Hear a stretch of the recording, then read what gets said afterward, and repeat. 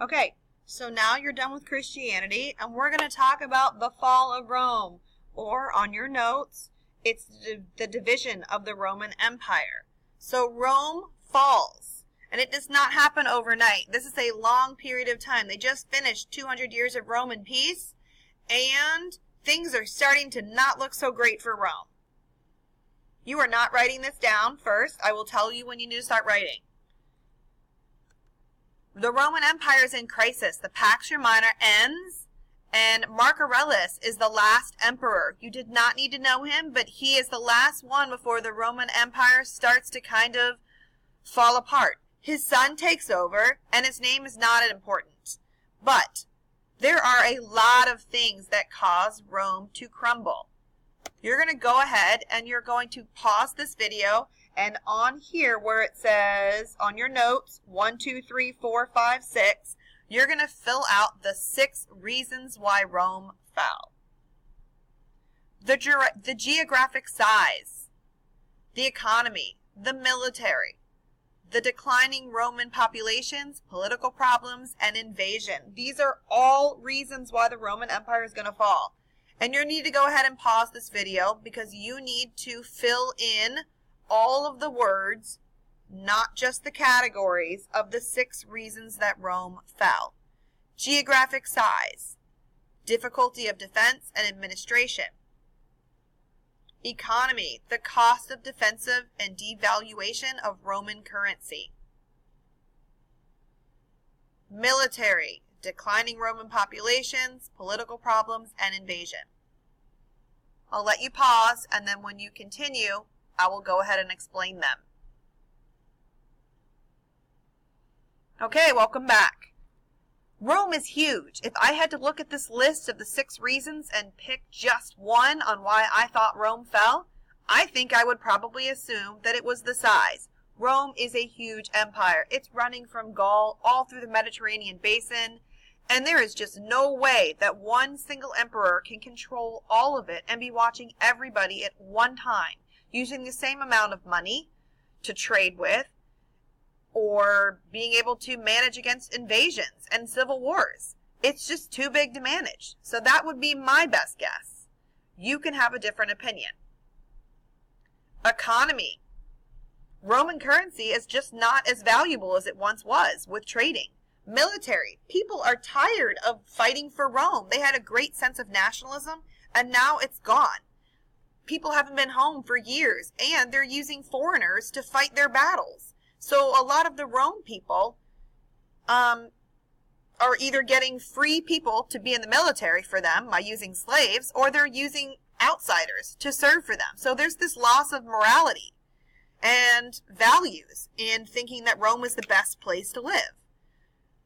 There's a lot of health issues in Rome. There's no vaccinations back then. Epidemics of diseases is growing. And while they've created Roman baths to kind of keep people clean and prevent diseases spreading, it's spreading. There's a lot of political problems. Civil wars and fighting between emperors, who's the best, who should rule. And then there's the threat of different invaders like the Huns. Remember them from China? There's a lot of people like the Visigoths and a lot of troops that want to come in and just get territory, because that's what everybody does back then.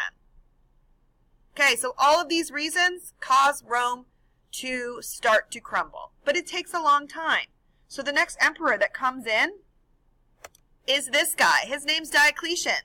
You're going to go ahead on your notes, and under Emperor Diocletian, write the word divide. Diocletian, divide, in quotes. He is famous because he attempts to fix the Roman Empire, and he has a plan. He's going to divide it up.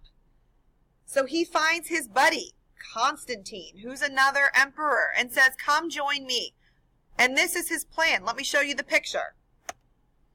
He takes the whole Roman Empire, which is still together at this point, and he says, Constantine, you take the Eastern Empire, or you take the Western Empire, and I'm going to take the Eastern Empire.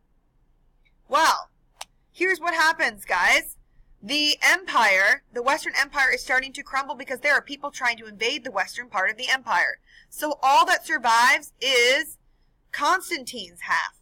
Constantine's half is the empire that survives. So no longer is Rome a giant empire. Only half of it, the green area, survives. So, Constantine is the winner. Constantine decides, since Diocletian's empire is gone and he's been invaded, that he's not going to lose the little land that Rome still has, and he picks up the empire of Rome, and what's left of it, which is really just like the city of Rome in that half, and says we're going to move and create like a new Rome.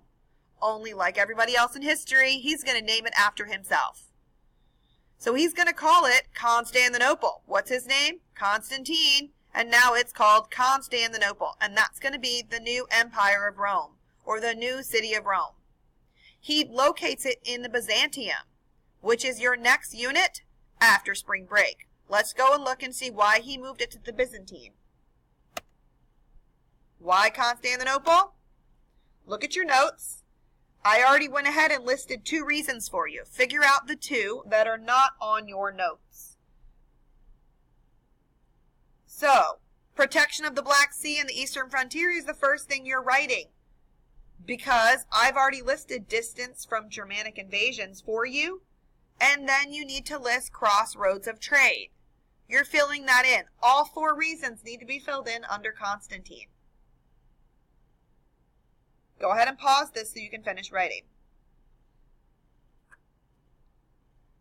Okay, welcome back. Constantine has one more famous thing that you need to know for him. Constantine is a Christian emperor. He didn't start out that way. He fought a battle, saw an image which was faith-based, and decided it must be Christianity or the Holy Spirit, and that someone had appeared to him. So he became Christian. But in Rome, no one can be Christian. So he makes Christianity legal. He is the first emperor to make Christianity legal. Constantine, Christianity, they both start with the letter C.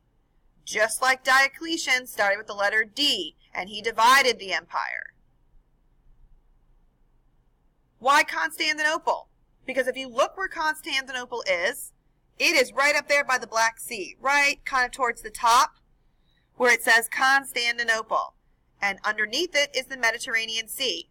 So when you have to go between Constantinople, between the seas, that becomes a trade route. And what the trade route means, Rome is going to get money, and they're going to become the best again, and they're going to get very rich. So Constantinople is a very rich crossroads of trade, but it's also easily protected on a peninsula. So no one can get in and invade without everybody that lives there being able to protect it. So this was awesome. And this is why this is our next unit. And what is driving the history of the next couple of units? Christianity. The church is going to drive choices that the new emperors are going to make, because they're going to be Christians first, then emperors second. Okay, let's go ahead and review some of the achievements of ancient Rome.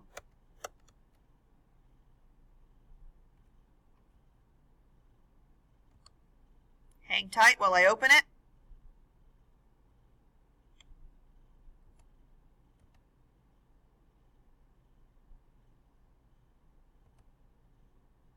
Okay.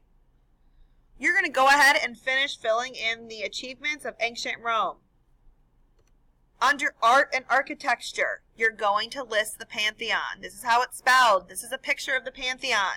You need to know how to know that this is an achievement of Rome. The Colosseum. Put a comma next to Pantheon and write Colosseum. Still under art and architecture. The Forum.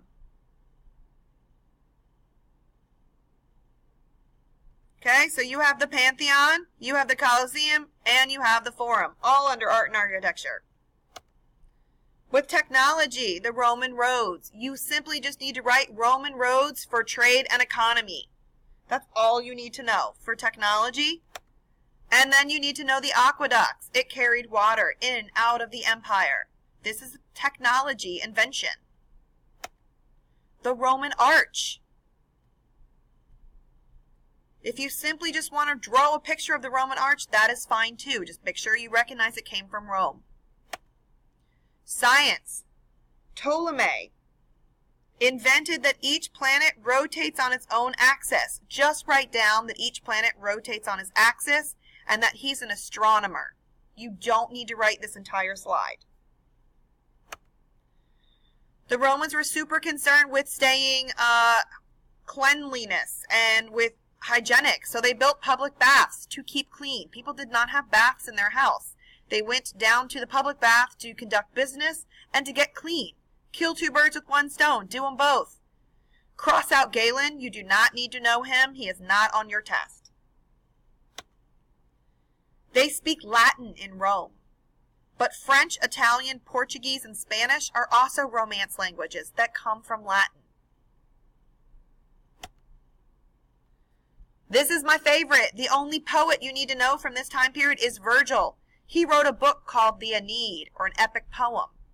Here's my saying for you to memorize it. I need to read Virgil's poem.